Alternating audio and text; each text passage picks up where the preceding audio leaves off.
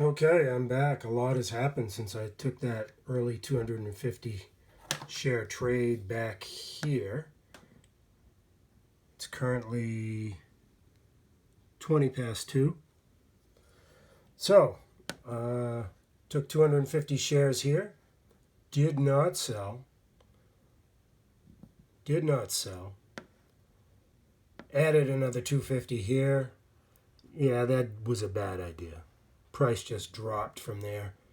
So what I ended up doing is just holding on for the bottom, as I should have done before. Added 2,000 shares. So I had 2,500 shares at an average price of here, the red line. And I believe that was 42.12. Got out 2,000 shares here. Or excuse me, 2,250 shares here. And the final 250 shares just a short time ago in this 5-minute candle. And I'm currently sitting on, let's see here, $654 profit for the day.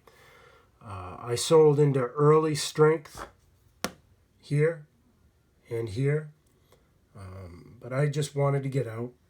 Yeah, here would have been nice. You can see price pulling back. What are the odds that it's going to come down to either this level that I got out at, the small amount, or this bigger level where I got out most of my shares, 2,000? I'd say there's a high likelihood it's going to come down and hit one or both of those levels. I don't know if I'll keep you on camera to see that. Who knows? But looks like it's popping here. But $654 for gains on a kind of an odd trade. Boy, it's really going crazy. But at the time when I bought my 2,000 additional shares at the bottom, I think TQ's was down almost 7%. And we certainly are getting a pop here. Actually, I wouldn't mind still being in. Let's see here. We'll shrink this down and see where we are in relation to where we were before. The earlier trade of the day, this is where I bought 2,000 shares. Check out what price does when it hits that level. That's the violet colored line there. That's where I got in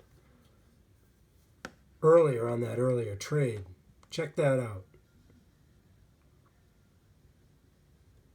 and see where it ended. Pretty cool, huh? That's trading. That's the repetition of trading. Those are the things you begin to notice if you're paying attention to price and volume action, especially price action, and if you're paying attention to your support and resistance levels. These are the things you pick up. These are the things you begin to understand. You incorporate them into your trading, and that's what makes an all-around successful trader.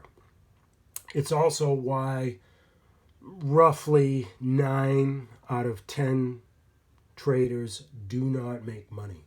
They lose.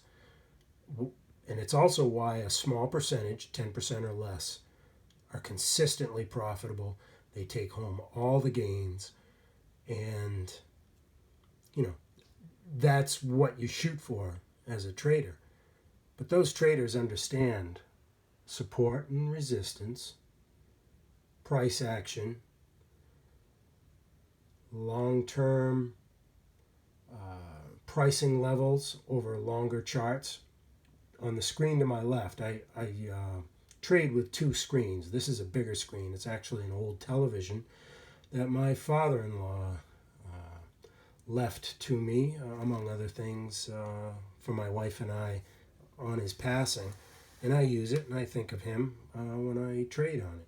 However, off to my left is a small 24-inch, quite old by today's standards, Dell monitor, where I keep track of I have 2 other charts there. One, I have the S&P with a volume and then I have a 6-month chart of whatever stock I'm trading, in this case TQs. So as I'm, to complete the point, I'm watching those longer term